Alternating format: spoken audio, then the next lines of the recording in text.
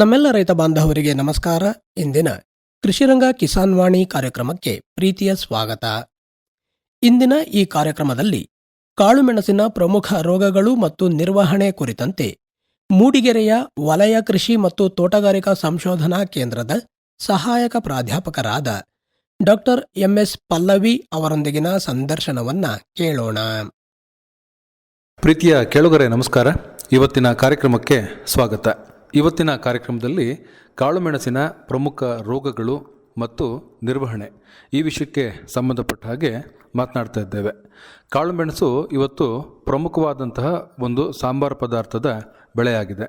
ಮಲೆನಾಡು ಭಾಗದಲ್ಲಿ ಹೆಚ್ಚಾಗಿ ಇದನ್ನು ಬೆಳೆಯಲಾಗುತ್ತೆ. ಅದರಲ್ಲೂ ಕೂಡ ಎಲ್ಲಿ ಕಾಫಿ ತೋಟಗಳು ಇದ್ದಾವೋ ಅಲ್ಲಿ ಅಂತರ ಬೆಳೆಯಾಗಿ ಕಾಳುಮೆಣಸನ್ನು ಬೆಳೆಯಲಾಗುತ್ತೆ. ಇತ್ತೀಚೆಗೆ ಬಯಲು ಸೀಮೆಯಲ್ಲಿಯೂ ಕೂಡ ಅನೇಕ ಕೃಷಿಕರು ಈ ಕಾಳುಮೆಣಸಿನ ಪ್ರಯೋಗವನ್ನು ಮಾಡ್ತಾ ಇದ್ದಾರೆ. ಅದರಲ್ಲಿ ಯಶಸ್ಸನ್ನು ಕೂಡ ಕಂಡುಕೊಂಡಿದ್ದಾರೆ. ಇತ್ತೀಚಿನ ದಿವಸಗಳಲ್ಲಿ ಕಾಳುಮೆಣಸಿಗೆ ಒಳ್ಳೆಯ ಬೆಲೆ ಬಂದಿದೆ. ಆ ಕಾರಣಕ್ಕಾಗಿ ಇವತ್ತು ಕಾಳುಮೆಣಸನ್ನು ಬೆಳೆಯುವವರ ಸಂಖ್ಯೆ ಹೆಚ್ಚಾಗಿ ಕಾಣ್ತಾ ಇದೆ. ಯಾವುದೇ ಒಂದು ಬೆಳೆಯನ್ನು ನಾವು ದೊಡ್ಡ ಪ್ರಮಾಣದಲ್ಲಿ ಕೈಗೊಂಡಂತಹ ಸಂದರ್ಭದಲ್ಲಿ ಅನೇಕ ರೋಗಗಳು ಮತ್ತು ಕೀಟಗಳು ಆ ಬೆಳೆಯನ್ನು ಬಾಧಿಸುತ್ತೆ. ಕಾಳುಮೆಣಸು ಕೂಡ ಇದಕ್ಕೆ ಹೊರತಾಗಿಲ್ಲ. ಅನೇಕ ರೋಗಗಳು ಕಾಳುಮೆಣಸಿನ ಬೆಳೆಯನ್ನು ಬಾಧಿಸುತ್ತೆ. ಯಾವೆಲ್ಲ ರೋಗಗಳು ಹೇಗೆ ಬರುತ್ತೆ, ಏನೆಲ್ಲ ಲಕ್ಷಣಗಳು ಗೋಚರಿಸುತ್ತೆ, ಏನೆಲ್ಲ ನಷ್ಟ ಸಂಭವಿಸುತ್ತೆ, ಇದು ಹಾಗೆ ಆಗಬಾರದು ಅಂತಂಥ ಸಂದರ್ಭದಲ್ಲಿ ನಾವು ಹೇಗೆ ಈ ಒಂದು ರೋಗಗಳ ನಿರ್ವಹಣೆಯನ್ನು ಮಾಡಬೇಕು ಅನ್ನುವಂಥ ವಿಚಾರಗಳನ್ನು ಇವತ್ತಿನ ಕಾರ್ಯಕ್ರಮದಲ್ಲಿ ತಿಳಿದುಕೊಳ್ಳೋಣ.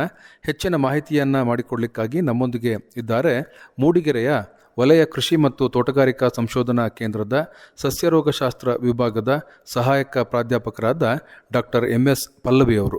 ಡಾಕ್ಟರ್, ತಮಗೆ ನಮಸ್ಕಾರ. ಕಾರ್ಯಕ್ರಮಕ್ಕೆ ಸ್ವಾಗತ. Thank you. ಕಾಳುಮೆಣಸಿನ ಬೆಳೆಯನ್ನು ಅನೇಕ ರೋಗಗಳು ಬಾಧಿಸುತ್ತೆ.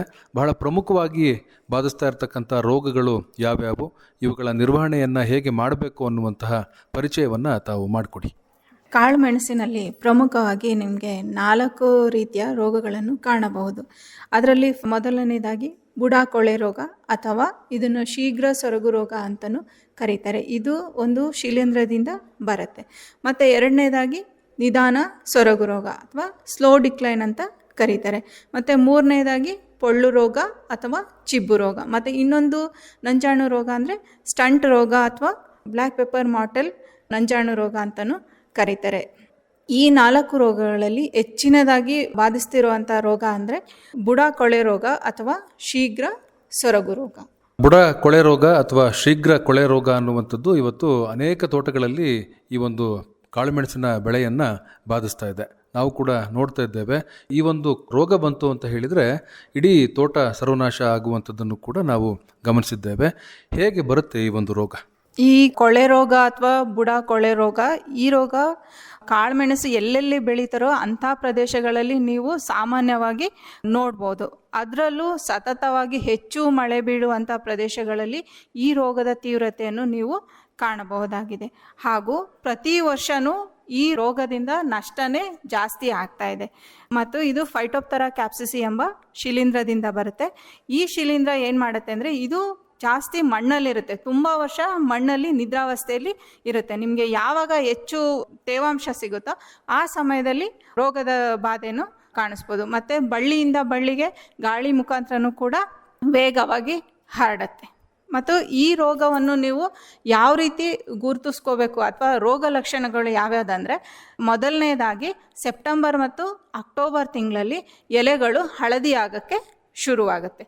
ಮತ್ತು ತದನಂತರ ಮಳೆಗಾಲ ಯಾವಾಗ ಶುರು ಆಗುತ್ತೋ ಆ ಸಮಯದಲ್ಲಿ ಎಲೆಗಳ ಮೇಲೆ ವೃತ್ತಾಕಾರದ ಅಥವಾ ವಕ್ರಾಕಾರದ ಕಪ್ಪು ಬಣ್ಣದ ಚುಕ್ಕೆಗಳನ್ನು ಕಾಣಬಹುದು. ಇದು ಮಣ್ಣಿನಲ್ಲಿರುವ ಶಿಲೀಂಧ್ರ ಆಗಿರೋದ್ರಿಂದ ಮೊದಲನೇ ಇನ್ಫೆಕ್ಷನ್ ಅಥವಾ ಮೊದಲನೇ ಬಾಧೆಯನ್ನು ನೀವು ಕಾಂಡದಲ್ಲಿ ಕಾಣ್ಬೋದು. ಮತ್ತು ಎಲೆಗಳು ಮಣ್ಣಿಗೆ ಹತ್ರ ಇರುತ್ತಲ್ಲ ಅಂಥ ಎಲೆಗಳು ಫಸ್ಟು ಇನ್ಫೆಕ್ಷನ್ನ ತಗೊಳುತ್ತೆ. ಮತ್ತು ಅಂಥ ಎಲೆಗಳನ್ನು ನೀವು ಗುರುತಿಸಿ ಕಿತ್ತು ಹಾಕಬೇಕಾಗತ್ತೆ. ಮತ್ತು ಇದನ್ನು ಯಾಕೆ ಶೀಘ್ರ ಸೊರಗು ರೋಗ ಅಂತ ಕರೀತಾರೆ ಅಂದರೆ, ಬೇರಿಗೆ ಡ್ಯಾಮೇಜ್ ಮಾಡುತ್ತೆ ಮತ್ತು ಕಾಂಡಕ್ಕೂ ಡ್ಯಾಮೇಜ್ ಮಾಡುತ್ತೆ. ಮತ್ತು ಇನ್ಫೆಕ್ಷನ್ ಅಥವಾ ರೋಗದ ಬಾಧೆ ಸ್ಟಾರ್ಟ್ ಆಗಿ 15 ದಿನಕ್ಕೇ ನಿಮ್ಮ ಬಳ್ಳಿ ಪೂರ್ಣ ನಾಶವಾಗುತ್ತೆ. ಅದರಿಂದ ಇದನ್ನು ಶೀಘ್ರ ಸೊರಗು ರೋಗ ಅಂತ ಕರೀತಾರೆ. ಮತ್ತು ಬಹಳ ಪ್ರಾಮುಖ್ಯತೆಯನ್ನು ಕೂಡ ಪಡೆದಿದೆ. ಮತ್ತು ನಿಮಗೆ 100% ಇಳುವರಿಯನ್ನು ಕೂಡ ನಷ್ಟವನ್ನು ಉಂಟು ಮಾಡುತ್ತದೆ. ಇದರ ಲಕ್ಷಣಗಳು ಹೀಗಿರುತ್ತೆ. ಸೊರಗು ರೋಗವನ್ನು ನಾವು ಹೇಗೆ ಗುರುತು ಮಾಡಬೇಕು ಅಂತ ಹೇಳಿದರೆ, ಈ ಮೊದಲನೇದಾಗಿ ಸೆಪ್ಟೆಂಬರ್ ಮತ್ತು ಅಕ್ಟೋಬರ್ ತಿಂಗಳಲ್ಲಿ ಹಳದಿ ಬಣ್ಣಕ್ಕೆ ತಿರುಗುತ್ತೆ ಎಲೆಗಳ ಮೇಲೆ ಕಪ್ಪು ಚುಕ್ಕಿಗಳು ಕಾಣಿಸ್ಕೊಂಡಿರುತ್ತೆ. ಅದು ದೊಡ್ಡದಾಗ್ತಾ ಬರುತ್ತೆ. ಮಣ್ಣಿಗೆ ಸಂಪರ್ಕ ಇರತಕ್ಕಂಥ ಎಲೆಗಳು ಎಲ್ಲಿರುತ್ತೋ ಆ ಎಲೆಗಳ ಮೂಲಕ ಈ ಒಂದು ರೋಗ ಹರಡುತ್ತೆ ಅನ್ನುವಂಥದ್ದು. ಈ ರೋಗಕ್ಕೆ ಪರಿಹಾರ ಏನು, ನಿರ್ವಹಣೆಯನ್ನು ಹೇಗೆ ಮಾಡಬೇಕಾಗುತ್ತೆ? ಈ ರೋಗವನ್ನು ನಾವು ಸಮಗ್ರವಾಗಿ ನಿರ್ವಹಣೆ ಮಾಡಬೇಕು. ಅದರಲ್ಲೂ ಮುಂಗಾರಿಗೆ ಮುಂಚೆನೇ ನಿರ್ವಹಣೆಯನ್ನು ಮಾಡಬೇಕು. ಯಾಕಂದರೆ prevention is better than cure. ಮುಂಜಾಗ್ರತೆ ಕ್ರಮಗಳನ್ನು ತಗೊಳ್ಬೇಕು. ಮೊದಲನೇದಾಗಿ ರೋಗಕ್ಕೆ ತುತ್ತಾದ ಗಿಡಗಳನ್ನು ಗುರುತಿಸಿ ಕಿತ್ತು ಸುಟ್ಟು ಹಾಕಬೇಕು. ನೀವು ಸುಟ್ಟು ಹಾಕ್ದೇನೆ ಹಾಗೇ ಎಲ್ಲಾದರೂ ಎಸೆದ್ರೆ ಇದು ಮಣ್ಣಿನಲ್ಲಿರೋ ಶಿಲೀಂಧ್ರ ಆಗಿರೋದ್ರಿಂದ ತುಂಬ ವರ್ಷ ಅಲ್ಲೇ ಇದ್ದು ಮಲ್ಟಿಪ್ಲೈ ಆಗಿ ಬೇರೆ ಗಿಡಕ್ಕೂ ಈಸಿಯಾಗಿ ಸ್ಪ್ರೆಡ್ ಆಗುತ್ತೆ. ಅದಕ್ಕೋಸ್ಕರ ಫಸ್ಟ್ ಆ್ಯಂಡ್ ಫಾರ್ಮೋಸ್ಟ್ ಅಂದರೆ ಬಳ್ಳಿನ ಕಿತ್ತುಬಿಟ್ಟು ಸುಟ್ಟು ಹಾಕಬೇಕು. ಮತ್ತು ನೆಕ್ಸ್ಟು ತೋಟಗಳಲ್ಲಿ ಸರಿಯಾದ ಬಸಿಗಾಲುವೆ ವ್ಯವಸ್ಥೆಯನ್ನು ಮಾಡಿಕೊಳ್ಬೇಕು. ಯಾವುದೇ ರೀತಿ ನೀರು ನಿಲ್ಲದೆ ಇರೋ ಥರ ನೋಡ್ಕೋಬೇಕು. ಮತ್ತು ನೆಕ್ಸ್ಟು ಹರಿಬಳ್ಳಿಗಳು ನೆಲದ ಮೇಲೆ ಹರಡಿರುತ್ತಲ್ಲ ಅದನ್ನು ಮೇಲಕ್ಕೆ ಎತ್ತಿ ಕಟ್ಟಬೇಕು. ಮತ್ತು ಸೂರ್ಯನ ಬೆಳಕು ಬಹಳ ಇಂಪಾರ್ಟೆಂಟು. ಮಳೆಗಾಲದಲ್ಲಿ ಸೂರ್ಯನ ರಶ್ಮಿ ಭೂಮಿಗೆ ತಾಗೋ ಥರ ನೋಡ್ಕೋಬೇಕು. ನೆಕ್ಸ್ಟು ಜೈವಿಕ ಶಿಲೀಂಧ್ರನಾಶಕಗಳಂದರೆ ಟ್ರೈಕೋಡರ್ಮ ಹಾರ್ಜಿಯಾನಮ್, ಅದನ್ನು 1 kg ಬೇವಿನ ಹಿಂಡಿ ಜೊತೆಗೆ ಅಥವಾ 5 kg ಕೊಟ್ಟಿಗೆ ಗೊಬ್ಬರದ ಜೊತೆ 50 ಗ್ರಾಮ್ ಟ್ರೈಕೋಡರ್ಮ ಹಾರ್ಜಿಯಾನಮನ್ನು ಮಿಕ್ಸ್ ಮಾಡಿ ಪ್ರತಿ ಬಳ್ಳಿ ಬುಡಕ್ಕೆ ಕೊಡಬೇಕಾಗುತ್ತೆ. ಇದ್ರ ಜೊತೆಗೆ ಇನ್ನೊಂದು ಜೈವಿಕ ಶಿಲೀಂಧ್ರನಾಶಕ ಅಂದರೆ ಸೂಡೋಮೋನಾಸ್ ಫ್ಲೋರೆಸೆನ್ಸ್ 1% ಇದನ್ನು ಮಣ್ಣಿಗೂ ಹಾಕಬೇಕು ಮತ್ತು ಬಳ್ಳಿಗೂ ಕೂಡ ಸಿಂಪರಣೆ ಮಾಡಬೇಕು. ಈ ಜೈವಿಕ ಶಿಲೀಂಧ್ರನಾಶಕಗಳ ಜೊತೆ ಕೆಮಿಕಲ್ಸ್ ಅಂದರೆ ಕಾಪರ್ ಆಕ್ಸಿಕ್ಲೋರೈಡ್ 50 WP ಅಂತ ಸಿಗುತ್ತೆ, ಅಥವಾ ಬ್ಲೈಟ್ಯಾಕ್ಸ್ ಅಂತ ಟ್ರೇಡ್ ನೇಮ್ ಇದೆ. ಇದನ್ನು ಕೂಡ 2.5 ಗ್ರಾಮ್ 1 ಲೀಟರ್ ನೀರಲ್ಲಿ ಮಿಕ್ಸ್ ಮಾಡಿ ಪ್ರತಿ ಬಳ್ಳಿಗೆ ಬುಡಕ್ಕೆ ಅಟ್ಲೀಸ್ಟ್ 3ರಿಂದ 4 ಲೀಟ್ರು ಹೋಗೋಷ್ಟು ಮಣ್ಣಿಗೆ ಸಿಂಪರಣೆ ಮಾಡಬೇಕು. ಇದ್ರ ಜೊತೆಲಿ 1% ಬೋಡೋ ದ್ರಾವಣವನ್ನು ಬಳ್ಳಿಗೆ ಸಿಂಪರಣೆ ಮಾಡಬೇಕು. ಈ ಕ್ರಮವನ್ನು ನೀವು 3 ಸಲ ಮಾಡಬೇಕಾಗುತ್ತೆ. ಒಂದು ಮುಂಗಾರಿಗೆ ಮುಂಚೆ ಅಂದರೆ ಮೇ ಜೂನ್ ಅಥವಾ ಜೂನ್ ಜುಲೈಯಲ್ಲಿ ಮಾಡಬೇಕು, ಮತ್ತು ಆಗಸ್ಟ್ ಸೆಪ್ಟೆಂಬರಲ್ಲಿ ಮಾಡಬೇಕು. ನಿಮಗೆ ಮಳೆ ಇನ್ನೂ ಜಾಸ್ತಿ ಹೋಯ್ತಂದರೆ ಅಕ್ಟೋಬರ್ ತಿಂಗಳಲ್ಲಿ ಕಾಪರ್ ಆಕ್ಸಿಕ್ಲೋರೈಡ್ ಅಪ್ಲಿಕೇಶನು ಮತ್ತು ಬೋಡೋ ದ್ರಾವಣ ಸಿಂಪರಣೆ ಇದನ್ನು ಕಂಟಿನ್ಯೂ ಮಾಡ್ಬೋದು. ಅಂದರೆ 3 ಸಲ ಈ ಕ್ರಮಗಳನ್ನು ಅನುಸರಿಸಬೇಕು. ಇದು ಒಂದು ಆಪ್ಷನ್ನು. ಇದನ್ನು ಬಿಟ್ಟು ನೀವು ಇನ್ನೊಂದು ಆಪ್ಷನ್ ಅಂದರೆ ನೀವು ಪೊಟ್ಯಾಷಿಯಂ ಪಾಸ್ಪನೇಟ್ 0.3% ಅಥವಾ ಮೆಟಲಾಕ್ಸಿಲ್ ಪ್ಲಸ್ ಮ್ಯಾಂಕೋಸೆಬ್ ಕಾಂಬಿನೇಷನ್ ಇರುವ ಕೆಮಿಕಲ್ಸ್ ಅಂದರೆ ರೆಡೋಮಿಲ್ MZ ಅಂತ ಬರುತ್ತೆ. ಅದನ್ನು 2 ಗ್ರಾಮ್ 1 ಲೀಟರ್ ನೀರಲ್ಲಿ ಮಿಕ್ಸ್ ಮಾಡಿ ಬುಡಕ್ಕೂ ಹಾಕಬೇಕು ಮತ್ತು ಬಳ್ಳಿಗೂ ಕೂಡ ಸಿಂಪರಣೆ ಮಾಡಬೇಕು. ಇದನ್ನು ಕೂಡ ನೀವು ವರ್ಷದಲ್ಲಿ 3 ಸಲ ಮಾಡಬೇಕಾಗುತ್ತೆ. ಅಂದರೆ ಮೇ ಜೂನ್ ಆಗಸ್ಟ್ ಸೆಪ್ಟೆಂಬರ್, ಇನ್ನು ಮಳೆ ಕಂಟಿನ್ಯೂ ಆದರೆ ಅಕ್ಟೋಬರ್ ತಿಂಗಳಲ್ಲೂ ಕೂಡ ಮಾಡಬೇಕಾಗುತ್ತೆ. ಮತ್ತು ಈಗ ಪ್ರೆಸೆಂಟ್ ಹೊಸ ಕೆಮಿಕಲ್ಸ್ ಅಂದರೆ ಸೆಕ್ಟಿನ್ ಅಂತ ಒಂದು ಕೆಮಿಕಲ್ ಬರುತ್ತೆ, ಅದು ನಿಮಗೆ ಫೆನಾಮಿಡನ್ ಮತ್ತು ಮ್ಯಾಂಕೋಸೆಬ್ ಇರುತ್ತೆ. ಅದನ್ನು ಕೂಡ 0.2% ಅಂದರೆ 2 ಗ್ರಾಮ್ 1 ಲೀಟರ್ ನೀರಲ್ಲಿ ಮಿಕ್ಸ್ ಮಾಡಿಕೊಂಡು ಬುಡಕ್ಕೂ ಹಾಕಬೇಕು, ಬಳ್ಳಿಗೂ ಸಿಂಪರಣೆ ಮಾಡಬೇಕು. ಇದ್ರ ಜೊತೆ ಇನ್ನೂ ಒಂದು ಹೊಸ ಕೆಮಿಕಲ್ ಇದೆ, ಅದಂದರೆ ಆಕ್ರೋಬ್ಯಾಟ್. ಅದು ಡೈಮೆಥಮಾರ್ಫ್ ಮತ್ತು ಮ್ಯಾಂಕೋಸೆಬ್ ಕಾಂಬಿನೇಷನ್ ಇದೆ. ಇದನ್ನು ಸತ 1.5 ಗ್ರಾಮ್ 1 ಲೀಟರ್ ನೀರಲ್ಲಿ ಮಿಕ್ಸ್ ಮಾಡಿಕೊಂಡು ಬುಡಕ್ಕೆ ಹಾಕಬೇಕು ಮತ್ತು ಬಳ್ಳಿಗೆ ಸಿಂಪರಣೆ ಮಾಡಬೇಕು. ಈ ರೀತಿ ಸಮಗ್ರವಾಗಿ ನಿರ್ವಹಣೆ ಮಾಡಿದರೆ ಅಷ್ಟೇ ಈ ಶೀಘ್ರ ಸೊರಗು ರೋಗನ ಹತೋಟಿಯಲ್ಲಿ ಇಟ್ಕೊಳ್ಬೋದು. ಮತ್ತು ಯಾವುದೇ ರೀತಿ ತೋಟನ ನೆಗ್ಲೆಕ್ಟ್ ಮಾಡಬಾರ್ದು. ಪ್ರತಿದಿನ ಹೋಗಬೇಕು, ಒಂದೊಂದು ಗಿಡನೂ ಅಬ್ಸರ್ವ್ ಮಾಡಬೇಕು. ಏನಾದರೂ ಕಪ್ಪು ಚುಕ್ಕೆ ಬಂದಿದೆಯಾ, ಬುಡ ಕೊಳಿತಾ ಇದೆಯಾ, ನೀರು ಜಾಸ್ತಿ ನಿಂತಿದೆಯಾ, ಏನಾದರೂ ಹಳದಿ ಆಗ್ತಾ ಇದೆ ಎಲೆಗಳು, ಈ ರೀತಿ ಗಮನಿಸಿಕೊಂಡು ಸರಿಯಾದ ಸೂಕ್ತ ಕ್ರಮಗಳನ್ನು ಕೈಗೊಂಡ್ರೆ ನಿಮಗೆ ಶೀಘ್ರ ಸೊರಗು ರೋಗವನ್ನು ಸಮಗ್ರವಾಗಿ ಪೂರಕವಾಗಿ ಹತೋಟಿಯನ್ನು ಮಾಡಬಹುದು. ಇದಿಷ್ಟು ಮೆಣಸಿನ ಬೆಳೆಯನ್ನು ಬಾಧಿಸ್ತಕ್ಕಂತಹ ಬುಡಕೊಳೆ ರೋಗ ಅಥವಾ ಶೀಘ್ರ ಸೊರಗು ರೋಗ. ಇದು ಹೇಗೆಲ್ಲ ಬರುತ್ತೆ, ಏನೆಲ್ಲ ಲಕ್ಷಣಗಳು ಗೋಚರಿಸುತ್ತೆ, ಮತ್ತು ಈ ಒಂದು ರೋಗ ಬಂದಂತಹ ಸಂದರ್ಭದಲ್ಲಿ ನಾವು ಏನೆಲ್ಲ ನಿರ್ವಹಣಾ ಕ್ರಮಗಳನ್ನು ಅನುಸರಿಸಬೇಕು ಅನ್ನುವಂಥ ವಿಚಾರಗಳನ್ನು ತಿಳಿಸಿದ್ರಿ. ಈ ಬುಡ ಕೊಳೆ ರೋಗ ಅಥವಾ ಶೀಘ್ರ ಕೊಳೆ ರೋಗ ಏನಿದೆಯೋ ಇದನ್ನು ನಿರೋಧಕ ಮಾಡ್ತಕ್ಕಂತಹ ಯಾವುದಾದ್ರೂ ತಳಿಗಳನ್ನು ಅಭಿವೃದ್ಧಿಪಡಿಸಲಾಗಿದೆಯಾ, ಹೇಗೆ? ಹಾಂ ಸರ್, ಈಗ IASR ಅವರು ಶಕ್ತಿ ಮತ್ತು ತೇವಮ್ ಅಂತ 2 ಕಾಳುಮೆಣಸಿನ ವೆರೈಟೀಸ್ನ ಇದು ಮಾಡಿದ್ದಾರೆ. ಅವು ಶೀಘ್ರ ಸೊರಗು ರೋಗಕ್ಕೆ ನಿರೋಧಕ ತಳಿಯನ್ನು ಮಾಡಿದ್ದಾರೆ, ಶಕ್ತಿ ಮತ್ತು ತೇವಮ್. ಶಕ್ತಿ ಮತ್ತು ತೇವಮ್ ಅನ್ನುವಂತಹ ತಳಿಗಳು ಏನಿದ್ದಾವೋ ಇವು ಬುಡ ಕೊಳೆ ರೋಗವನ್ನು ನಿರೋಧಿಸ್ತಕ್ಕಂತಹ ಶಕ್ತಿಯನ್ನು ಹೊಂದಿದ್ದಾವೆ. ಇತ್ತೀಚೆಗೆ ಯಾರು ಕಾಳು ಮೆಣಸಿನ ತೋಟವನ್ನು ಮಾಡ್ತಾ ಇದ್ದೀರೋ, ಕಾಳು ಮೆಣಸನ್ನು ನಾಟಿ ಮಾಡಬೇಕು ಅಂಥೇಳಿ ಅಂದ್ಕೊಂಡಿದ್ದೀರೋ ಅವರು ಶಕ್ತಿ ಅಥವಾ ತೇವಮ್ ಅನ್ನುವಂತಹ ತಳಿಗಳನ್ನು ನಾಟಿಯನ್ನು ಮಾಡಿಕೊಳ್ಳುವ ಮೂಲಕ ಈ ಬುಡಕೊಳೆ ರೋಗವನ್ನು ನಿಯಂತ್ರಣವನ್ನು ಮಾಡಬಹುದು. ಮತ್ತೊಂದು ಪ್ರಧಾನವಾದಂತಹ ರೋಗ ನಿಧಾನ ಸೊರಗು ರೋಗ ಅನ್ನುವಂಥದ್ದು. ಈ ನಿಧಾನ ಸೊರಗು ರೋಗ ಅಂತ ಅಂದರೆ ಏನು, ಇದು ಯಾವೆಲ್ಲ ಲಕ್ಷಣಗಳೊಂದಿಗೆ ತೋಟಕ್ಕೆ ಬರುತ್ತೆ, ಇದರ ಬಗ್ಗೆ ಒಂದಷ್ಟು ತಿಳಿಸ್ಕೊಡಿ. ಈ ನಿಧಾನ ಸೊರಗು ರೋಗ ಅಥವಾ ಸ್ಲೋ ಡಿಕ್ಲೈನ್ ಅಂತ ಕರೀತಾರೆ. ಇದು ಮೇಜರ್ ಆಗಿ ಜಂತು ಹುಳುಗಳಿಂದ ಬರುತ್ತೆ. ಅದು ಯಾವ್ಯಾವ ಜಂತು ಹುಳು ಅಂದರೆ ಮೆಲಡೋಗೈನೆ ಇನ್ಕಾಗ್ನಿಟಾ, ಆಮೇಲೆ ರ್ಯಾಡೋಫಿಲಸ್ ಸಿಮಿಲಸ್ ಅಂತ. ಇದೆರಡು ಜಂತು ಹುಳು ಮಣ್ಣಲ್ಲಿ, ಎಸ್ಪೆಷಲಿ ಬೇರಲ್ಲಿ, ಬ್ಲ್ಯಾಕ್ ಪೆಪ್ಪರ್ ಕಾಳುಮೆಣಸಿನ ಬೇರಲ್ಲಿ ಇರುತ್ತೆ. ಈ ಬೇರಲ್ಲಿ ಗಂಟು ಫಾರ್ಮೇಷನ್ ಆಗುತ್ತೆ, ಗಂಟಾಗಿ ಫಾರ್ಮೇಷನ್ ಆಗಿ ಬೇರುಗಳು ವೀಕ್ ಆಗಿ ಮತ್ತು ಬಳ್ಳಿಗೆ ಯಾವುದೇ ರೀತಿ ಪೋಷಕಾಂಶಗಳ ಪೂರೈಕೆ ಆಗ್ತಾ ಇರಲ್ಲ. ಮತ್ತು ಇದರಲ್ಲೂ ಸಹ ಎಲೆಗಳು ಹಳದಿಯಾಗಕ್ಕೆ ಸ್ಟಾರ್ಟ್ ಆಗುತ್ತೆ. ಸೆಪ್ಟೆಂಬರ್ ಅಕ್ಟೋಬರ್ ತಿಂಗಳಲ್ಲಿ ಹಳದಿ ಆಗಕ್ಕೆ ಸ್ಟಾರ್ಟ್ ಆಗುತ್ತೆ. ಇದ್ರ ಜೊತೆಗೆ ಎಲೆಗಳು ಕೂಡ ಚಿಕ್ಕದಾಗುತ್ತೆ ಮತ್ತು ಕ್ರಮೇಣವಾಗಿ ಇಳುವರಿಯು ಕೂಡ ಕುಂಠಿತವಾಗುತ್ತೆ. ನಿಧಾನ ಸೊರಗು ರೋಗ ಅಂತ ಯಾಕೆ ಕರೀತಾರೆ ಅಂದರೆ ಇದು ಬಳ್ಳಿ ಸಡನ್ ಆಗಿ ಸಾಯೋದಿಲ್ಲ. 5 ವರ್ಷ ತನಕ ಬಳ್ಳಿ ನಿಮಗೆ ಇಳುವರಿ ಕೊಡ್ತಾ ಇರುತ್ತೆ, ಬಟ್ ಕಡಿಮೆ ಪ್ರಮಾಣದಲ್ಲಿ ಇಳುವರಿ ಕೊಡ್ತಾ ಇರುತ್ತೆ. 5 ವರ್ಷ ಆದಮೇಲೆ ಕ್ರಮೇಣವಾಗಿ ಬಳ್ಳಿ ಸಾಯೋದನ್ನ ಕಾಣ್ಬೋದು. ಆದ್ದರಿಂದ ಇದನ್ನ ನಿಧಾನ ಸೊರಗು ರೋಗ ಅಂತ ಕರೀತಾರೆ. ಈ ಎಲ್ಲ ಲಕ್ಷಣಗಳೊಂದಿಗೆ ಈ ನಿಧಾನ ಸೊರಗು ರೋಗ ಅನ್ನುವಂಥದ್ದು ಬರುತ್ತೆ. ಈ ರೋಗ ಬಂದಂತಹ ಸಂದರ್ಭದಲ್ಲಿ ಹೇಗೆ ಇದರ ನಿರ್ವಹಣೆಯನ್ನು ಮಾಡಬೇಕಾಗುತ್ತೆ? ಈ ರೋಗ ಜಂತು ಹುಳು ಆಗಿರೋದ್ರಿಂದ, ಜಂತು ಹುಳು ಮೇಜರ್ ಆಗಿ ಮಣ್ಣಲ್ಲಿರೋದ್ರಿಂದ ನಾವು ಫಸ್ಟು ಏನು ಮಾಡಬೇಕಂದ್ರೆ ಮುಂಗಾರಿಗೆ ಮುಂಚೆ ಮತ್ತು ಮುಂಗಾರು ಆದಮೇಲೆ ಬೇವಿನ ಹಿಂಡಿನ ಹಾಕಬೇಕು. 1 ಬಳ್ಳಿಗೆ 2 kg ಬೇವಿನ ಹಿಂಡಿಯನ್ನು ಹಾಕಬೇಕಾಗುತ್ತೆ. ಮತ್ತು ಇದ್ರ ಜೊತೆಗೆ ಪೂಚೋನಿಯಾ ಕ್ಲಮೈಡೋಸ್ಪೋರಾ ಅಂತ ಒಂದು ಜೈವಿಕ ಶಿಲೀಂಧ್ರ ಇದೆ, ಇದನ್ನು ಕೂಡ ಮಣ್ಣಿನಲ್ಲಿ ಸೇರಿಸ್ಕೋಬೋದು. ಪ್ರತಿ ಬಳ್ಳಿಗೆ 50 ಗ್ರಾಮಷ್ಟು ಮಣ್ಣಿಗೆ ಸೇರಿಸ್ಬೇಕಾಗುತ್ತೆ. ಇದನ್ನು ಸತ 2 ಸಲ ಮಾಡಬೇಕು ನೀವು, ಪ್ರೀ ಮಾನ್ಸೂನ್ ಮತ್ತು ಪೋಸ್ಟ್ ಮಾನ್ಸೂನ್ ಸಮಯದಲ್ಲಿ ಮಾಡಬೇಕಾಗುತ್ತೆ. ಮತ್ತು ಇದ್ರ ಜೊತೆಗೆ ಕೆಮಿಕಲ್ಸ್ ಅಂದರೆ ನಿಮಗೆ ಫ್ಲೂಪೈರಾಮ್ ಅಂತ ಈಗ ಹೊಸ ಕೆಮಿಕಲ್ ಇದೆ, ಫ್ಲೂಪೈರಾಮ್ 400 SC. ಇದು ವೆಲಮ್ ಪ್ರೈಮ್ ಅನ್ನೋ ಹೆಸರಲ್ಲಿ ಸಿಗ್ತಾ ಇದೆ. ಇದನ್ನು ಸಹ 1.5 ಗ್ರಾಮ್ 1.5 ಗ್ರಾಮ್ 1 ಲೀಟರ್ ನೀರಲ್ಲಿ ಮಿಕ್ಸ್ ಮಾಡಿಕೊಂಡು ಮಣ್ಣಿಗೆ ಅಥವಾ ಬಳ್ಳಿಯ ಬುಡಕ್ಕೆ ಸಿಂಪರಣೆ ಮಾಡಬೇಕಾಗುತ್ತೆ. ಇದು ಈ ರೀತಿ ನಿರ್ವಹಣೆ ಮಾಡೋದ್ರಿಂದ ನೀವು ಸ್ಲೋ ಡಿಕ್ಲೈನ್ನ ಕಂಟ್ರೋಲ್ ಮಾಡ್ಬೋದು. ಇದಿಷ್ಟು ನಿಧಾನ ಸೊರಗು ರೋಗಕ್ಕೆ ಸಂಬಂಧಪಟ್ಟಂತಹ ವಿಚಾರಗಳು. ನಿಧಾನ ಸೊರಗು ರೋಗ ಬಂದಂತಹ ಸಂದರ್ಭದಲ್ಲಿ ಅದನ್ನು ನಾವು ಈ ಬೇವಿನ ಹಿಂಡಿಯನ್ನು ಪ್ರತಿ ಗಿಡಕ್ಕೆ ಅಥವಾ ಬುಡಕ್ಕೆ 2 kgಯಷ್ಟು ನೀಡುವ ಮೂಲಕ ಹಾಗೂ ಸೂಕ್ಷ್ಮಾಣು ಜೀವಿಗಳನ್ನು ಬಳಕೆ ಮಾಡುವ ಮೂಲಕ ಈ ಒಂದು ರೋಗವನ್ನು ನಿರ್ವಹಣೆಯನ್ನು ಮಾಡಬಹುದು. ಮತ್ತೊಂದು ಪ್ರಮುಖವಾದಂತಹ ರೋಗ ಚಿಬ್ಬು ರೋಗ ಅಥವಾ ಪೊಳ್ಳು ರೋಗ ಅಂತಕ್ಕಂಥದ್ದು. ಏನು ಚಿಬ್ಬು ರೋಗ ಅಂತ ಹೇಳಿದರೆ? ಚಿಬ್ಬು ರೋಗ ಇದು ಒಂದು ಶಿಲೀಂಧ್ರದಿಂದ ಬರುತ್ತೆ. ಕೊಲ್ಲೆಟೋಟ್ರೈಕಮ್ ಗ್ಲಿಯೋಸ್ಪೋರೈಡಸ್ ಅಂತ ಒಂದು ಶಿಲೀಂಧ್ರದಿಂದ ಬರುತ್ತೆ.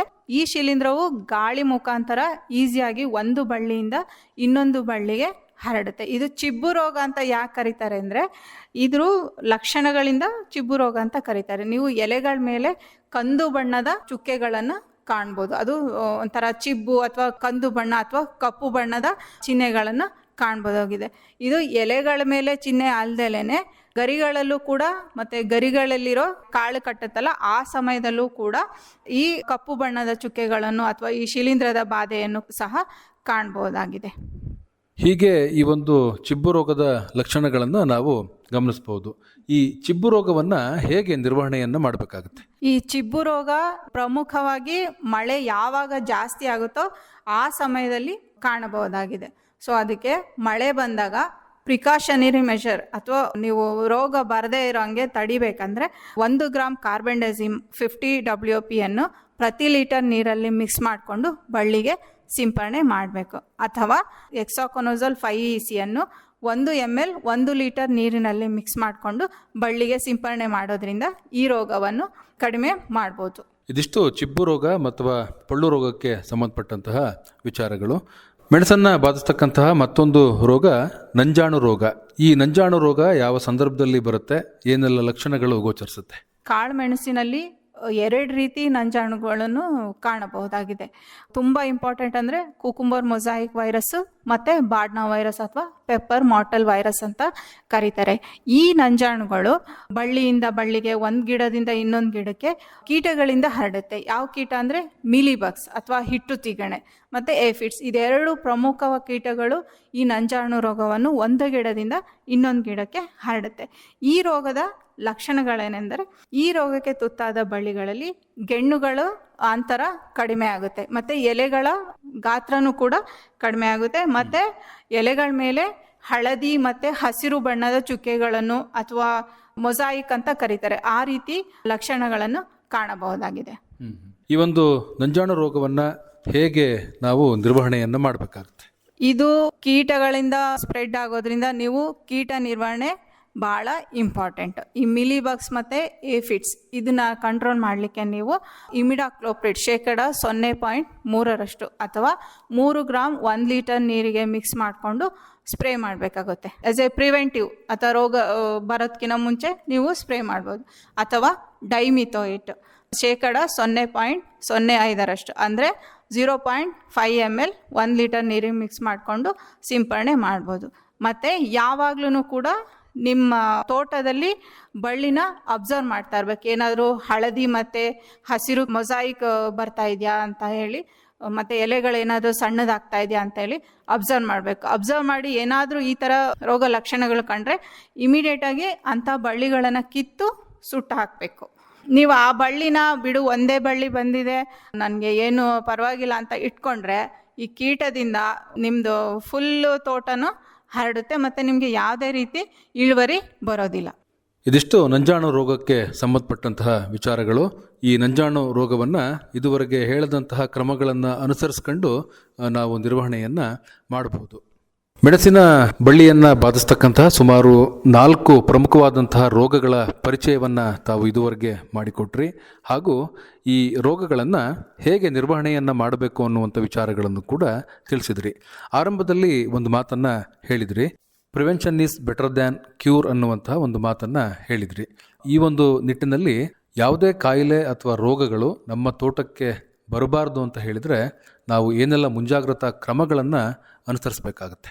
ಮುಂಜಾಗ್ರತಾ ಕ್ರಮವಾಗಿ ನಿಮಗೆ ಫಸ್ಟು ರೋಗನ ನಿಮ್ಮ ತೋಟಕ್ಕೆ ತಗೊಂಡೋಗೋದು ಎಲ್ಲಿಂದ ಅಂದರೆ ನರ್ಸರಿಯಿಂದ. ನೀವು ನರ್ಸರಿಯಲ್ಲಿ ಯಾವ ರೀತಿ ಗಿಡಗಳನ್ನ ಸೆಲೆಕ್ಟ್ ಮಾಡ್ತೀರಾ, ಎಂಥ ಗಿಡಗಳನ್ನ ಮತ್ತು ಯಾವ ನರ್ಸರಿಯಿಂದ ತೊಗೊಂಡು ಬಂದಿದ್ದೀರಾ ಅನ್ನೋದು ಬಹಳ ಇಂಪಾರ್ಟೆಂಟ್. ನೀವು ನರ್ಸರಿಯಲ್ಲಿ ನೀವು ಏನಾದರೂ ನಿಮಗೆ ಸಸಿ ಬೇಕಾದರೆ ನೀವು ಫಸ್ಟ್ ಇನ್ಫಾರ್ಮೇಷನ್ ಕಲೆಕ್ಟ್ ಮಾಡ್ಕೋಬೇಕು. ಯಾವ ತಳಿ ನನಗೆ ಈ ಪ್ರದೇಶಕ್ಕೆ ಸೂಕ್ತ, ಯಾವ ತಳಿ ಹೊಸ ತಳಿ ಇದೆ, ರೋಗ ನಿರೋಧಕ ಶಕ್ತಿ ಇದೆ ಅಂತ ತಿಳ್ಕೊಂಡು ಹೋಗಿ ಗೌರ್ಮೆಂಟ್ ಸರ್ಟಿಫೈಡ್ ನರ್ಸರೀಸಲ್ಲೇ ನೀವು ಸೀಡ್ಲಿಂಗ್ಸ್ನ ತಗೋಬೇಕಾಗುತ್ತೆ.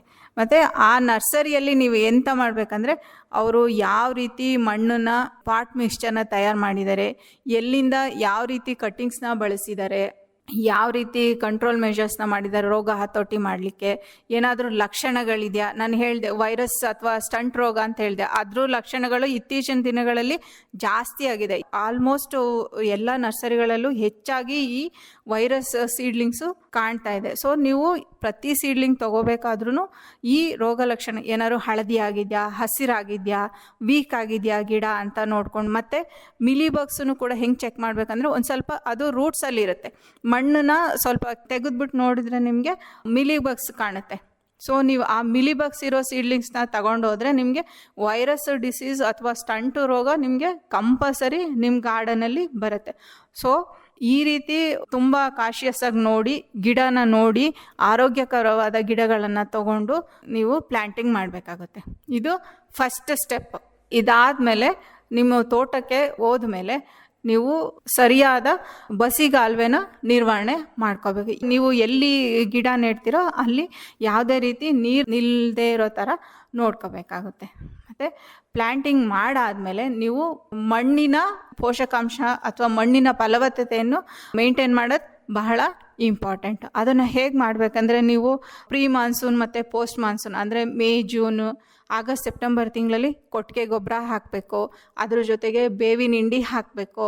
ಅದ್ರ ಜೊತೆಗೆ ಈಗ ಜೈವಿಕ ಶಿಲೀಂಧ್ರನಾಶಕಗಳಾದ Trichoderma harzianum, Pseudomonas fluorescens, Trichoderma viride, ಮತ್ತು ಇನ್ನೊಂದು ಹೇಳಿದೆ ಪೂಚೋನಿಯಾ ಕ್ಲಾಮೈಡೋಸ್ಪೋರ್ ಅಂತ, ಇದನ್ನು ಕೂಡ ನೆಮಟೋಡ್ಸ್ ಎಲ್ಲ ಕಂಟ್ರೋಲ್ ಮಾಡೋಕ್ಕೆ ಭಾಳ ಯೂಸ್ ಆಗುತ್ತೆ. ಈ ರೀತಿ ಜೈವಿಕ ಶಿಲೀಂಧ್ರನಾಶಕಗಳನ್ನು ಕೊಟ್ಟಿಗೆ ಗೊಬ್ಬರ ಮತ್ತು ಬೇವಿನ ಹಿಂಡಿ ಜೊತೆ ಮಿಕ್ಸ್ ಮಾಡಿ ಪ್ರತಿ ಬುಡಕ್ಕೆ ಅಟ್ಲೀಸ್ಟ್ ಒಂದು 4-5 kg ಪ್ರತಿ ಬಳ್ಳಿ ಬುಡಕ್ಕೆ ಸೇರಿಸ್ಬೇಕು. ಮತ್ತು ಇದ್ರ ಜೊತೆಗೆ ಏನೇನು ಈಗ ಸರ್ಕಾರಿ ಗೊಬ್ಬರ ಅಂತ ಹೇಳ್ತಾರಲ್ಲ, ಏನು ರೆಕಮೆಂಡೇಶನ್ ಇದೆಯೋ ಅಷ್ಟನ್ನ ಗಿಡಕ್ಕೆ ಕೊಡಬೇಕಾಗುತ್ತೆ. ಮತ್ತು ಇದ್ರ ಜೊತೆಗೆ ಬೋಡೋ ದ್ರಾವಣ ಸಿಂಪರಣೆ ಬಹಳ ಇಂಪಾರ್ಟೆಂಟ್. ನೀವು ಎಲ್ಲ ತೋಟಗಾರಿಕಾ ಬೆಳೆಯಲ್ಲಿ ಬೋಡೋ ದ್ರಾವಣ ಸರಿಯಾಗಿ ತಯಾರು ಮಾಡಿ ಸರಿಯಾಗಿ ಸಿಂಪರಣೆ ಮಾಡಬೇಕು. ಇದು ಬಹಳ ಅಂದರೆ ಬಹಳ ಇಂಪಾರ್ಟೆಂಟು. ಇದನ್ನು ಸರಿಯಾಗಿ ಮಾಡಿದರೆ ನಿಮಗೆ ಯಾವ ರೋಗಗಳನ್ನು ಕೂಡ ನೀವು ತಡೆಗಟ್ಟಬಹುದು. ಸಾವಯವ ಪದ್ಧತಿಯಲ್ಲಿ ರೋಗಗಳನ್ನು ನಿರ್ವಹಣೆಯನ್ನು ಮಾಡ್ಬೋದು. ಸಾವಯವ ಪದ್ಧತಿಯಲ್ಲಿ ನೀವು ಮಾಡ್ಬೋದು. ಅದಕ್ಕೆ ನೀವು ಈಗ ಬೆಳ್ಳುಳ್ಳಿ ಎಕ್ಸ್ಟ್ರಾಕ್ಟ್ ಯೂಸ್ ಮಾಡ್ಬೋದು, ಬೇವಿನ ಎಣ್ಣೆ ಯೂಸ್ ಮಾಡ್ಬೋದು, ಮತ್ತು ನಾನು ಹೇಳಿದ್ನಲ್ಲ ಬೇವಿನ ಹಿಂಡಿ ಅಂತ, ಅದನ್ನು ಬುಡಕ್ಕೆ ಹಾಕೋದು, ಇದೆಲ್ಲ ಪ್ರಿವೆನ್ಷನ್. ಈಗ 30% ರೋಗ ಕಡಿಮೆ ಇದ್ದಾಗ ಇದನ್ನೆಲ್ಲ ಫಾಲೋ ಮಾಡ್ಬೋದು. 30% ಜಾಸ್ತಿ ರೋಗ ಬಾಧೆ ಕಂಡಾಗ ನೀವು ಕೆಮಿಕಲ್ಸ್ನ ಯೂಸ್ ಮಾಡಲೇಬೇಕಾಗತ್ತೆ. ಮತ್ತು ಬೋರ್ಡೋ ಅಂತ ಹೇಳಿದೆ, ಅದೂ ಕೂಡ ಆರ್ಗ್ಯಾನಿಕ್ ಇದರಲ್ಲೇ ಕನ್ಸಿಡರ್ ಆಗುತ್ತೆ. ಬೋರ್ಡೋ ದ್ರಾವಣನೂ ಕೂಡ ಯೂಸ್ ಮಾಡ್ಬೋದು. ಸೂಕ್ತವಾದಂತಹ ಪೋಷಕಾಂಶಗಳನ್ನು ನೀಡದ ಕಾರಣದಿಂದಾಗಿ ಈ ರೋಗಗಳ ಪ್ರಮಾಣ ಈ ಒಂದು ಇದಕ್ಕೆ ಜಾಸ್ತಿ ಆಗ್ತಾ ಇದೆಯಾ, ಹೇಗೆ? ಹೌದು ಸರ್, ಸರಿಯಾದ ತಳಿ ಯೂಸ್ ಮಾಡ್ತಾ ಇಲ್ಲ, ಮತ್ತು ಗಾರ್ಡನ್ ನೆಗ್ಲೆಕ್ಟ್ ಮಾಡ್ತಾ ಇದ್ದಾರೆ. ಒಂದ್ಸಲ ಹಾಕ್ಬಿಟ್ಟು ಮತ್ತು ಅದ್ರ ಕಡೆ ತಿರುಗಿ ನೋಡ್ತಾ ಇಲ್ಲ. ಮತ್ತು ಟೈಮ್ ಟು ಟೈಮ್ ಗೊಬ್ಬರ ಹಾಕಬೇಕು, ಜೈವಿಕ ಶಿಲೀಂಧ್ರನಾಶಕ ಹಾಕಬೇಕು, ಸರಿಯಾದ ಪೋಷಕಾಂಶ ಕೊಡಬೇಕು. ಇದನ್ನೆಲ್ಲ ಕೊಟ್ಟರೆ ಗಿಡಕ್ಕೆ ಸ್ಟ್ರೆಂತ್ ಬರುತ್ತೆ. ಗಿಡಕ್ಕೆ ಸ್ಟ್ರೆಂತ್ ಬಂದರೆ ಅದಕ್ಕೂ ರೋಗ ನಿರೋಧಕ ಶಕ್ತಿನೂ ಹೆಚ್ಚಾಗುತ್ತೆ. ಇದರಿಂದ ನೀವು ಸುಮಾರು ರೋಗಗಳನ್ನು ಹತೋಟಿಯಲ್ಲಿ ಇಟ್ಕೋಬೋದು. ತಾವು ಬೋರ್ಡೋ ದ್ರಾವಣವನ್ನು ನೀಡಬೇಕು ಅಂತೇಳಿ ಹೇಳಿದ್ರಿ. ಇದು ಅನೇಕ ರೋಗಗಳಿಗೆ ರಾಮಬಾಣವಾಗಿ ಕೆಲಸವನ್ನು ಮಾಡುತ್ತೆ. ಎಷ್ಟು ಪ್ರಮಾಣದ ಬೋರ್ಡೋ ದ್ರಾವಣವನ್ನು ನೀಡಬೇಕು ಮತ್ತು ಇದರ ತಯಾರಿಯನ್ನು ಹೇಗೆ ಮಾಡಿಕೊಳ್ಬೇಕು? ನಾನು ಆವಾಗಲೇ ಹೇಳಿದೆ, 1% ಬೋರ್ಡೋ ದ್ರಾವಣ ಸಿಂಪರಣೆ ಮತ್ತು ತಯಾರಿಕೆ ಭಾಳ ಇಂಪಾರ್ಟೆಂಟ್. ಎಸ್ಪೆಷಲಿ ಕಾಳುಮೆಣಸು, ಅಡಿಕೆ ಮತ್ತು ಕಾಫಿಯಲ್ಲೂ ಕೂಡ. ನಾನು ಇಲ್ಲಿ ನೋಡಿರೋ ಪ್ರಕಾರ ಬೋರ್ಡೋ ದ್ರಾವಣ ಮೈಲ್ತುತ್ತ ಸುಣ್ಣ 2 ಹಾಕೋ ನೀರಲ್ಲಿ ಮಿಕ್ಸ್ ಮಾಡು ಒಡಿ ಅಂತ ಮಾಡ್ತಾಯಿದ್ದಾರೆ. ಅದು ತಪ್ಪು, ಆಯಿತಾ? ಇದನ್ನು ತಯಾರು ಮಾಡಬೇಕಂದ್ರೆ ಅದಕ್ಕೆ ಒಂದು ವಿಧಾನ ಇದೆ. ನೀವು ಏನು ಮಾಡಬೇಕಂದ್ರೆ 2 kg ಮೈಲ್ತುತ್ತ ತಗೋಬೇಕು, ಮತ್ತು 650 ಗ್ರಾಮು ಸುಣ್ಣ ತಗೋಬೇಕು. ಹೈಡ್ರೇಟೆಡ್ ಲೈಮ್ ಫ್ರೆಶ್ ಸುಣ್ಣ ಇದ್ದರೆ 650 ಗ್ರಾಮ್ ಬೇಕಾಗುತ್ತೆ, ಮತ್ತು 200 ಲೀಟರ್ ನೀರಿಗೆ. ಇದು 3ನ ಇಟ್ಕೋಬೇಕು ನೀವು, ಆಯಿತಾ? ಫಸ್ಟು ಏನು ಮಾಡಬೇಕಂದ್ರೆ ಒಂದು 20 ಲೀಟ್ರ್ ನೀರು ತೊಗೊಂಡು ಪ್ಲಾಸ್ಟಿಕ್ ಬಕೆಟ್ ಅಥವಾ ಪ್ಲಾಸ್ಟಿಕ್ ಡ್ರಮ್ಮಲ್ಲಿ 2 kg ಮೈಲ್ತುತ್ತ ದ್ರಾವಣನ ಕರಗಿಸ್ಕೋಬೇಕು. ಮತ್ತು ಇನ್ನೊಂದು ಡ್ರಮ್ ತೊಗೊಂಡು 20 ಲೀಟ್ರ್ ನೀರಲ್ಲಿ 650 ಗ್ರಾಮ್ ಹೈಡ್ರೇಟೆಡ್ ಲೈಮ್ ಅನ್ನು ಕಲಿಸ್ಕೋಬೇಕು ಅಥವಾ ಸುಣ್ಣನ ಕಲಿಸ್ಕೋಬೇಕು. ಮತ್ತು ಇನ್ನೊಂದು 200 ಲೀಟ್ರ್ ಹಿಡಿಯೋವಷ್ಟು ದೊಡ್ಡ ಡ್ರಮ್ ತೊಗೋಬೇಕು. ಅದರಲ್ಲಿ ಒಂದು 150 ಲೀಟ್ರು ನೀರು ಹಾಕ್ಕೋಬೇಕು, ಆಯಿತಾ? ಇವಾಗ ಏನು ಮಾಡಬೇಕಂದ್ರೆ ಈಗ ಮೈಲ್ತುತ್ತ ಕಲಿಸ್ಕೊಂಡಿರೋ ದ್ರಾವಣ ಮತ್ತು ಸುಣ್ಣ ಕಲಿಸ್ಕೊಂಡಿರೋ ದ್ರಾವಣ ಅಟ್ ಎ ಟೈಮ್ ಒಂದೇ ಸಲ ಸುರಿಬೇಕು. ಸುರಿಬೇಕಾದ್ರೆ ಏನು ಮಾಡಬೇಕಂದ್ರೆ ಮೈಲ್ತುತ್ತ ದ್ರಾವಣನ ಜೋರಾಗಿ ಸುರಿಬೇಕು, ಈಗ ಸುಣ್ಣ ದ್ರಾವಣನ ನಿಧಾನಕ್ಕೆ ಸುರಿಬೇಕು. ಅವಾಗ ಏನಾಗುತ್ತೆ ಅಂದರೆ ಮೈಲ್ತುತ್ತ ದ್ರಾವಣ ಫುಲ್ ಹೋಗುತ್ತೆ, ಸುಣ್ಣ ದ್ರಾವಣ ಬರೀ 10 ಲೀಟ್ರ್ ಅಷ್ಟೇ ಸುರಿಬೇಕು. ಅಟ್ ಎ ಟೈಮ್ ಸುರಿಬೇಕು. ಇನ್ನು 10 ಲೀಟ್ರು ಹಾಗೆ ಉಳಿಸ್ಕೊಂಡಿರ್ಬೇಕು. ಹಂಗೆ ಸುರಿದಾದ್ಮೇಲೆ ನೀವು ಚೆನ್ನಾಗಿ ಮಿಕ್ಸ್ ಮಾಡಿ pHನ ಚೆಕ್ ಮಾಡಬೇಕು. ಇದರಲ್ಲಿ pH ಬಹಳ ಇಂಪಾರ್ಟೆಂಟ್. ಬೋರ್ಡೋ ದ್ರಾವಣದಲ್ಲಿ ನಾವು ಸುಣ್ಣ ಹಾಕೋದು ಅದರಿಂದ ಜಸ್ಟು pH ಮೇಂಟೈನ್ ಮಾಡೋಕ್ಕೆ ಅಷ್ಟೇ ಯೂಸ್ ಮಾಡ್ತಾ ಇರೋದು. ಅದು ಶಿಲೀಂಧ್ರವನ್ನು ತಡಿಲಿಕ್ಕೆ, ರೋಗ ತಡಿಲಿಕ್ಕೆ ಏನು ಪ್ರಯೋಜನ ಇಲ್ಲ. ಸೊ ಇದ್ರದ್ದು pH ಅಂದರೆ pH 7 ಇರಬೇಕು. ಈ pH ಯಾವ ರೀತಿ ಚೆಕ್ ಮಾಡಬೇಕಂದ್ರೆ pH ಪೇಪರ್ ಅಂತ ಸಿಗುತ್ತೆ. ಅದು ತುಂಬ ಅಕ್ಯುರೇಟ್ ರಿಸಲ್ಟ್ ಸಿಗುತ್ತೆ ನಿಮಗೆ pH ಪೇಪರ್. ಈಗ ಲಿಟ್ಮಸ್ ಪೇಪರು ಮತ್ತು ಕಬ್ಬಿಣದ ಕುಡುಗೋಲು ಯೂಸ್ ಮಾಡ್ತಾಯಿದ್ರು, ಅದೆಲ್ಲ ನಿಮಗೆ ಅಕ್ಯುರೇಟ್ ರಿಸಲ್ಟ್ ಸಿಗಲ್ಲ. ನಿಮಗೆ ಆ್ಯಸಿಡಿಕ್ ಇದೆಯೋ ಆಲ್ಕಲೈನ್ ಇದೆಯೋ ಅಂತ ಸಿಗುತ್ತೆ. ನೀವು pH ಪೇಪರ್ ಯೂಸ್ ಮಾಡೋದ್ರಿಂದ ಎಕ್ಸಾಕ್ಟ್ pH ನಿಮ್ಮ ತಯಾರು ಮಾಡಿರೋ ಬೋರ್ಡೋ ದ್ರಾವಣದಲ್ಲಿ ಎಷ್ಟಿದೆ ಅಂತ ತಿಳ್ಕೊಬೋದು. ಸೊ pH ನಿಮಗೆ 7 ಇರಬೇಕು. 7ಕ್ಕಿಂತ ಕಡಿಮೆ ಇದ್ದರೆ ಏನು ಮಾಡಬೇಕು, ಈಗ ಸುಣ್ಣದ ದ್ರಾವಣ 20 ಲೀಟ್ರ್ ಕಲಿಸ್ಕೊಂಡಿರೋದ್ರಲ್ಲಿ 10 ಲೀಟ್ರ್ ಹಾಗೆ ಇಟ್ಕೊಂಡಿದ್ದೀವಿ ನಾವು. ಅಸಿಡಿಕ್ ಜಾಸ್ತಿ 7ಕ್ಕಿಂತ ಕಡಿಮೆ ಇದ್ದರೆ ಇನ್ನೂ ಸ್ವಲ್ಪ ಸುಣ್ಣ ಹಾಕಿ pH 7ಕ್ಕೆ ಅಡ್ಜಸ್ಟ್ ಮಾಡ್ಕೋಬೇಕು. ಎಲ್ಲಾದರೂ ಆಲ್ಕಲೈನ್ 7ಗಿಂತ ಜಾಸ್ತಿ pH ಇದ್ದರೆ ನೀವು ಇನ್ನೂ ಸ್ವಲ್ಪ ಮೈಲ್ತುತ್ತ ದ್ರಾವಣನ ಕಲಿಸ್ಕೊಂಡು ಹಾಕಬೇಕಾಗುತ್ತೆ. ಈ ರೀತಿ ಎರಡೂ ದ್ರಾವಣನ ಯೂಸ್ ಮಾಡಿಕೊಂಡು pH ಅಡ್ಜಸ್ಟ್ ಮಾಡಿ ನೀವು ತಯಾರು ಮಾಡ್ಕೋಬೇಕು. ಇದು ಒಂದು ಮೆಥಡ್ ಆಯಿತು. ಮತ್ತು ತಯಾರು ಮಾಡಿ ಯಾವುದೇ ಕಾರಣಕ್ಕೂ ನೀವು ಇಡೋ ಹಾಗಿಲ್ಲ. ಫ್ರೆಶ್ ತಯಾರು ಮಾಡಿ ಫ್ರೆಶ್ಶು ಸಿಂಪರಣೆ ಮಾಡಬೇಕು. ಆವಾಗಲೇ ನಿಮಗೆ ತುಂಬ ಎಫೆಕ್ಟಿವ್ ಆಗಿ ಸಿಗುತ್ತೆ. ಮತ್ತು ನನ್ನ ದ್ರಾವಣದಲ್ಲಿ ನಾನು ಹೊಡೆದಿರೋ ಬಳ್ಳಿಗೆ ಬಿಳಿ ಕಲರ್ ಬಂದಿಲ್ಲ, ಸುಣ್ಣ ಬಂದಿಲ್ಲ, ಇದೇನು ಎಫೆಕ್ಟ್ ಇದೆಯೋ ಇಲ್ವೋ ಅಂತ ಅಂದ್ಕೊಳಕ್ಕೆ ಹೋಗಬೇಡಿ. ಇಲ್ಲಿ ಕಲರ್ ಇಂಪಾರ್ಟೆಂಟ್ ಅಲ್ಲ. ನೀವು ಸರಿಯಾಗಿ ತಯಾರು ಮಾಡಿ ಸರಿಯಾದ pH ಮೇಂಟೈನ್ ಮಾಡಿದ್ರೆ ತುಂಬ ಎಫೆಕ್ಟಿವ್ ಇದೆ ಬೋರ್ಡೋ ದ್ರಾವಣ.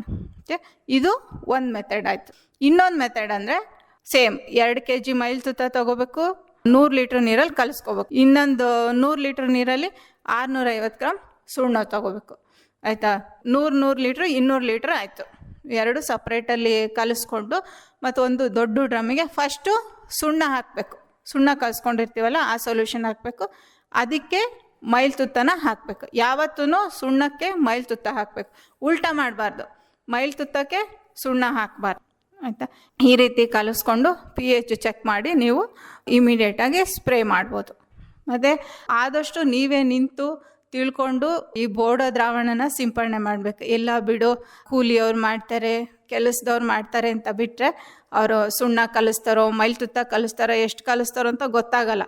ಸುಮ್ಮನೆ ಹೊಡೆದಿರ್ತೀರ, ಬೋರ್ಡ್ ಹೊಡೆದಿದ್ದೀವಿ ಸಮಾಧಾನ ಇರುತ್ತೆ, ಬಟ್ ಅದು ಎಫೆಕ್ಟ್ ಇರೋದಿಲ್ಲ.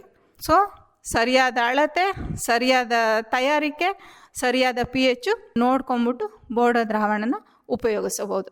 ಅನೇಕ ರೋಗಗಳಿಗೆ ರಾಮಬಾಣ ಆಗಿರ್ತಕ್ಕಂತಹ ಈ ಬೋರ್ಡೋ ದ್ರಾವಣವನ್ನು ಹೇಗೆ ನಾವು ತಯಾರಿಯನ್ನು ಮಾಡಬೇಕು ಅನ್ನುವಂಥ ವಿಚಾರಗಳನ್ನು ಬಹಳ ವಿವರವಾಗಿ ತಾವು ತಿಳಿಸ್ಕೊಟ್ರಿ. ನಮ್ಮ ರೈತ ಬಾಂಧವರು ಕೂಡ ಈಗ ಹೇಳಿದಂತಹ ಮಾರ್ಗಗಳನ್ನು ಅನುಸರಿಸಿ ಬೋರ್ಡೋ ದ್ರಾವಣವನ್ನು ತಯಾರಿಯನ್ನು ಮಾಡಿಕೊಂಡು ಬೆಳೆಗಳಿಗೆ ಅನುಗುಣವಾಗಿ ನಾವು ಸಿಂಪಡಣೆಯನ್ನು ಮಾಡಬೇಕಾಗುತ್ತೆ. ಇದುವರೆಗೆ ಕಾಳುಮೆಣಸಿನ ಬೆಳೆಯನ್ನು ಬಾಧಿಸ್ತಕ್ಕಂತಹ ವಿವಿಧ ರೋಗಗಳು ಯಾವ್ಯಾವು, ಅವುಗಳನ್ನು ಹೇಗೆ ನಿರ್ವಹಣೆಯನ್ನು ಮಾಡಬೇಕು ಅನ್ನುವಂಥ ವಿಚಾರಗಳನ್ನು ತಮಗೆ ತಿಳಿಸಿಕೊಟ್ಟವರು ಡಾಕ್ಟರ್ MS ಪಲ್ಲವಿ ಅವರು. ಪಲ್ಲವಿ ಅವರೇ, ತಮ್ಮ ಸಂಪರ್ಕ ಸಂಖ್ಯೆಯನ್ನು ಹೇಳ್ಬೋದಾ ನಮ್ಮ ಕೃಷಿಕರ ಅನುಕೂಲಕ್ಕಾಗಿ? ಹಾಂ, ನಿಮಗೆ ಯಾವುದೇ ರೀತಿ ಅನುಮಾನಗಳು ಅಥವಾ ಡೌಟ್ಸು ಏನೇ ನಿಮಗೆ ಪ್ರಾಬ್ಲಮ್ ಇದ್ರೂ ನನ್ನ ಸಂಪರ್ಕಿಸಬಹುದು. ನನ್ನ ಮೊಬೈಲ್ ಸಂಖ್ಯೆ 8951266201. ತಮ್ಮ ಸಂಪರ್ಕ ಸಂಖ್ಯೆಯನ್ನು ಮತ್ತೊಮ್ಮೆ ತಿಳಿಸಿ. 8951266201. ಒಳ್ಳೆಯದು ಡಾಕ್ಟರ್ ಪಲ್ಲವಿ ಅವರೇ, ಇವತ್ತಿನ ಕಾರ್ಯಕ್ರಮದಲ್ಲಿ ಕಾಳುಮೆಣಸಿನ ಪ್ರಮುಖ ರೋಗಗಳು ಮತ್ತು ನಿರ್ವಹಣೆ ಈ ವಿಷಯಕ್ಕೆ ಸಂಬಂಧಪಟ್ಟ ಹಾಗೆ ವಿವರವಾದಂತಹ ಮಾಹಿತಿಯನ್ನು ನಮ್ಮ ಕೇಳುಗರಿಗೆ ಮಾಡಿಕೊಟ್ರಿ. ತಮಗೆ ಧನ್ಯವಾದಗಳು. ನಮಸ್ಕಾರ.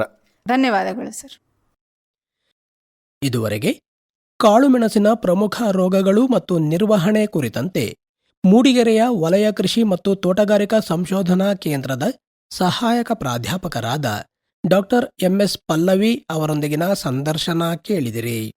ಇವರನ್ನ ಸಂದರ್ಶಿಸಿದವರು ಅರಕಲಗೂಡು ವಿ ಮಧುಸೂದನ್.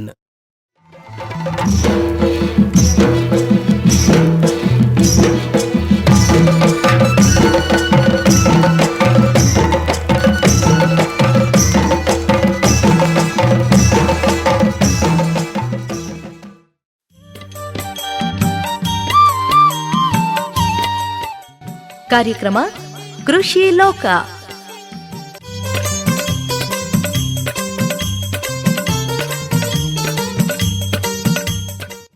ನಮ್ಮೆಲ್ಲ ಪ್ರೀತಿಯ ರೈತ ಬಾಂಧವರಿಗೆ ನಮಸ್ಕಾರ.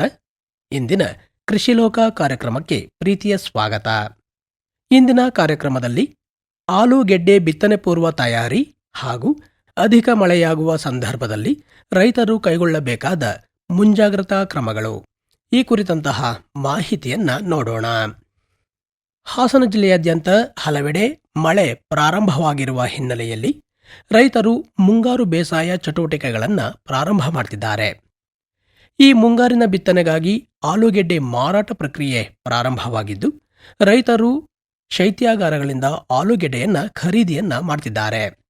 ಈಗಾಗಲೇ ಬಿತ್ತನೆಗಾಗಿ ಗೆಡ್ಡೆಗಳನ್ನು ಖರೀದಿಸಿರುವ ರೈತರು ಗೆಡ್ಡೆಗಳನ್ನು ತಕ್ಷಣ ಬಿತ್ತನೆ ಮಾಡಿದರೆ ಗೆಡ್ಡೆಗಳು ಮೊಳಕೆ ಒಡೆಯುವುದಿಲ್ಲ. ಹಾಗೇನೆ ಹೆಚ್ಚಿನ ಮಳೆಯಾದಂತಹ ಸಂದರ್ಭದಲ್ಲಿ ಗೆಡ್ಡೆಗಳು ಕೊಳೆಯುವ ಸಾಧ್ಯತೆ ಇರುತ್ತೆ. ಆದ್ದರಿಂದ ಗೆಡ್ಡೆಗಳನ್ನು ಖರೀದಿಸಿದ ನಂತರ ಕನಿಷ್ಠ 10ರಿಂದ 15 ದಿವಸಗಳವರೆಗಾದರೂ ನೆರಳಿನಲ್ಲಿ ಗಾಳಿಯಾಡುವಂತಹ ಸ್ಥಳದಲ್ಲಿ ಹರಡಿ ಹದಗೊಳಿಸಬೇಕು. ಹದಗೊಳಿಸಲು ಹರಡಿರುವ ಗೆಡ್ಡೆಗಳ ಮೇಲೆ ಬ್ಯಾವಿಸ್ಟಿನ್ ಶಿಲೀಂಧ್ರನಾಶಕ ಪುಡಿಯನ್ನ ಎರಚಬೇಕು.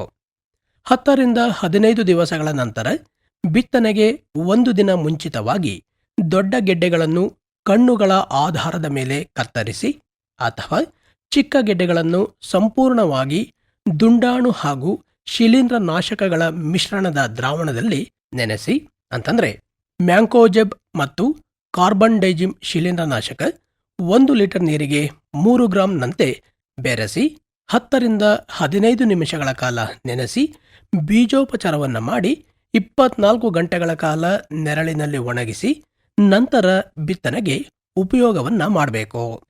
ಈಗಾಗಲೇ ಹಾಸನ ಜಿಲ್ಲೆಯ ಹಲವೆಡೆ ಮಳೆ ಪ್ರಾರಂಭವಾಗಿರುವಂತೆ ಗೋಚರಿಸಿದರೂ ಸಹ ಮುಂಗಾರು ಮಳೆ ಇನ್ನೂ ಪ್ರಾರಂಭ ಆಗಿಲ್ಲ. ಕನಿಷ್ಠ 3ರಿಂದ 4 ಉತ್ತಮವಾದ ಹದವಾದ ಮಳೆಯಾದ ನಂತರವೇ ಭೂಮಿಯ ತಾಪಮಾನ ಕಡಿಮೆಯಾಗುತ್ತೆ. ಆಗ ಆಲೂಗೆಡ್ಡೆಯನ್ನು ಬಿತ್ತನೆ ಮಾಡಬೇಕು. 1-2 ಮಳೆಯಾಗುವುದು, ನಂತರ ಬಿಸಿಲು ಬರುವುದು, ಇಂತಹ ಸಂದರ್ಭದಲ್ಲಿ ಬಿತ್ತನೆಯನ್ನ ಮಾಡಿದರೆ ಭೂಮಿಯ ತಾಪಮಾನ ಹೆಚ್ಚಿರುವುದರಿಂದ ಗೆಡ್ಡೆಗಳು ಕೊಳೆಯುವ ಹಾಗೂ ಮೊಳಕೆ ಬರದಿರುವ ಸಾಧ್ಯತೆಗಳು ಹೆಚ್ಚಾಗಿರುತ್ತೆ.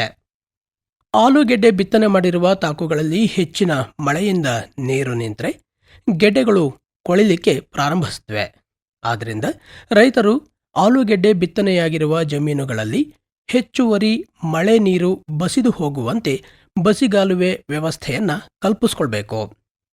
ಹೆಚ್ಚಿನ ಮಳೆಯಾದಂತಹ ಸಂದರ್ಭದಲ್ಲಿ ಗೆಡ್ಡೆಗಳು ಕೊಳೆಯದಂತೆ ನೋಡಿಕೊಳ್ಳಲು ನೀರಾವರಿ ವ್ಯವಸ್ಥೆ ಇರುವ ರೈತರು ಏರುಮಡಿ ಮಾದರಿಯಲ್ಲಿ, ಅಂತಂದ್ರೆ ಶುಂಠಿಯನ್ನ ಬೇಸಾಯ ಮಾಡುವ ಪದ್ಧತಿಯಲ್ಲಿ ಬೇಸಾಯವನ್ನ ಮಾಡುವುದು ಸೂಕ್ತ ಅಂಥೇಳಿ ತೋಟಗಾರಿಕಾ ಇಲಾಖೆ ತನ್ನ ಪ್ರಕಟಣೆಯಲ್ಲಿ ತಿಳಿಸಿದೆ. ರೈತ ಬಾಂಧವರೇ, ಇದುವರೆಗೆ ಆಲೂಗೆಡ್ಡೆ ಬಿತ್ತನೆ ಪೂರ್ವ ತಯಾರಿ ಹಾಗೂ ಅಧಿಕ ಮಳೆಯಾಗುವ ಸಂದರ್ಭದಲ್ಲಿ ರೈತರು ಕೈಗೊಳ್ಳಬೇಕಾದ ಮುಂಜಾಗ್ರತಾ ಕ್ರಮಗಳು ಈ ಕುರಿತಂತಹ ಮಾಹಿತಿಯನ್ನ ಕೇಳಿದಿರಿ. ಇಲ್ಲಿಗೆ ಇಂದಿನ ಕೃಷಿ ಲೋಕ ಕಾರ್ಯಕ್ರಮ ಮುಕ್ತಾಯವಾಯಿತು. ಮತ್ತೆ ಮುಂದಿನ ಕೃಷಿ ಲೋಕ ಕಾರ್ಯಕ್ರಮದೊಂದಿಗೆ ಭೇಟಿಯಾಗೋಣ. ಎಲ್ಲರಿಗೂ ನಮಸ್ಕಾರ.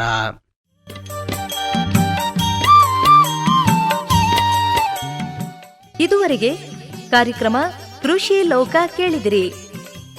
ಕಾರ್ಯಕ್ರಮ ಪ್ರಸ್ತುತಪಡಿಸಿದವರು ಗೋರಾ ರವಿಶಂಕರ್.